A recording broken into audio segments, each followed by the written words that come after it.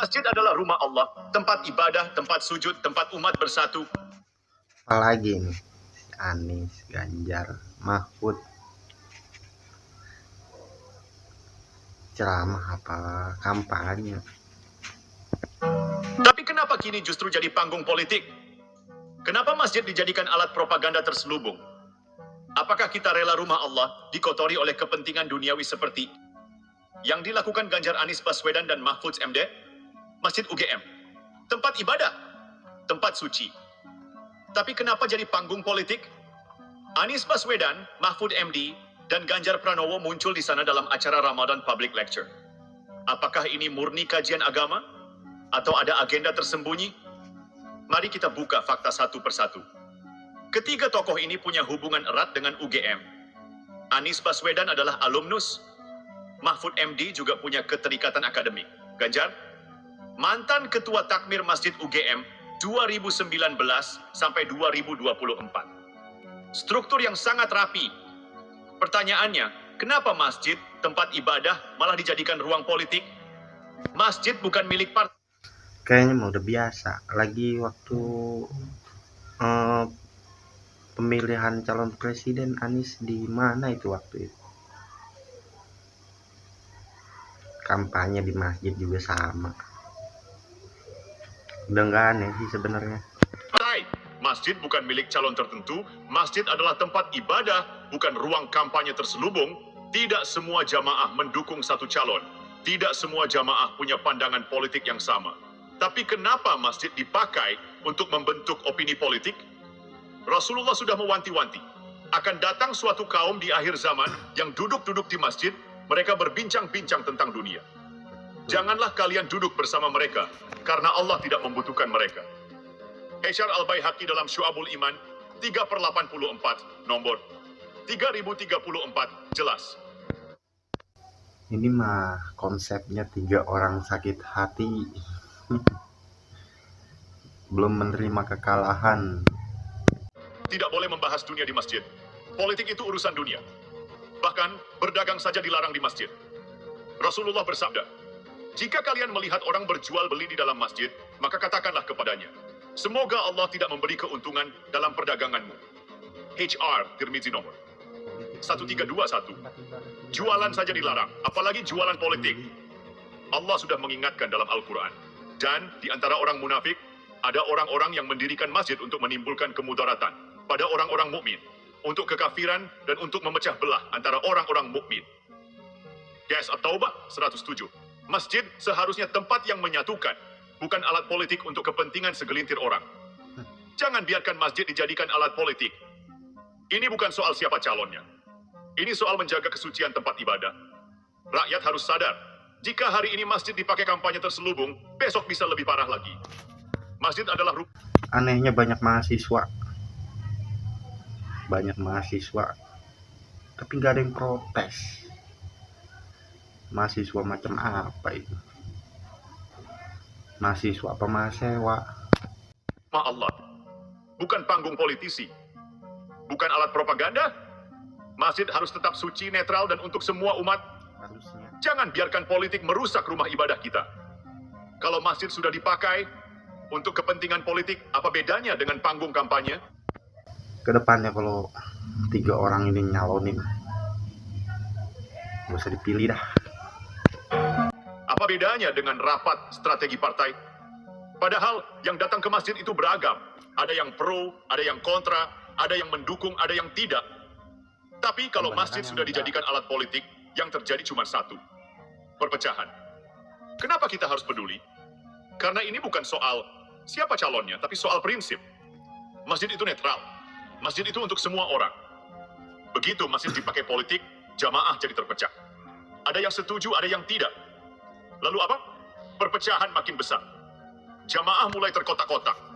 Ini bahaya. Lihat saja sejarah. Kayaknya mah kemarin di masjid UGM. UGM apa ITB? Apa dua-duanya?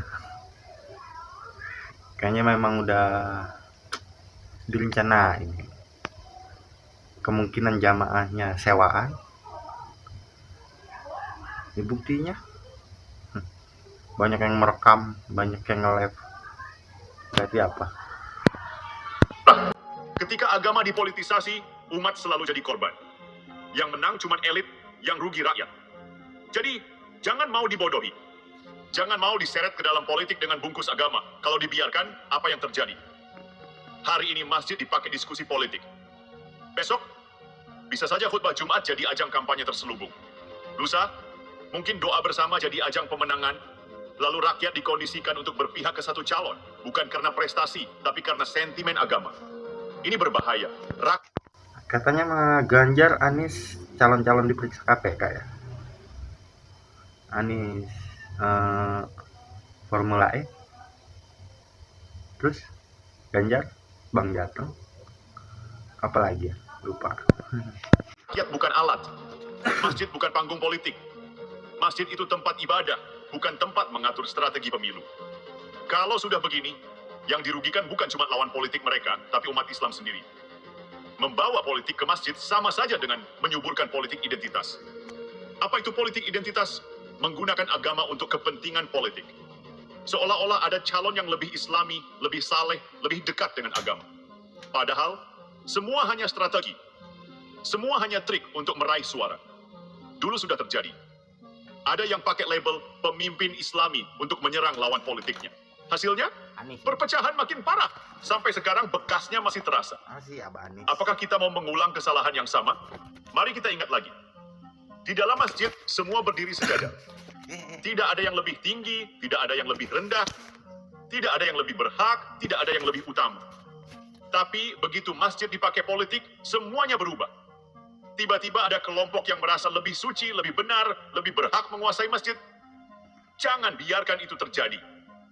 Masjid harus tetap bersih, masjid harus tetap netral, masjid harus tetap jadi tempat ibadah, bukan alat politik. Parah 3 orang. Kita harus tegas, kita harus lantang bersuara. Masjid bukan tempat politik. Kalau dibiarkan, masjid bukan lagi tempat menyatukan umat, tapi jadi alat perpecahan. Hari ini mereka bicara politik di masjid. Besok mereka pakai mimbar untuk kampanye. Lalu, agama jadi alat untuk merebut kekuasaan. Jangan diam, jangan biarkan masjid dikotori politik. Masjid untuk ibadah, bukan untuk propaganda. Kita semua harus sadar, masjid bukan tempat adu strategi politik. Kalau ini dibiarkan, ke depan lebih parah. Hari ini masjid dipakai diskusi politik terselubung. Besok bisa jadi... Kayaknya nih 2 orang harus buru-buru diperiksa. Kayaknya 2 orang ini nih kayaknya Ganjar Anies bikin ulah mulu, gaduh mulu. Segala program makan bergizi gratis di komentari. Seenggaknya kalau nggak ngebantu ya ngedukung. Ngebantu enggak, ngedukung enggak, nyinyir aja. Di panggung kampanye terang-terangan. Umat Islam diprovokasi, dimanipulasi, diseret ke dalam agenda kekuasaan. Dan yang paling rugi, rakyat. Kenapa? Karena politik itu penuh kepentingan. Hari ini mereka bicara soal agama, soal keislaman, soal keadilan. Tapi begitu dapat jabatan, lupa. Rakyat yang dulu diajak teriak-teriak pakai dalil agama, akhirnya ditinggal. Bukti sudah ada. Dulu ada yang pakai politik identitas. Hasilnya, umat terpecah. Saudara berantem gara-gara beda pilihan. Tapi setelah menang, apa yang mereka lakukan untuk umat? Mana bukti mereka benar-benar memperjuangkan Islam?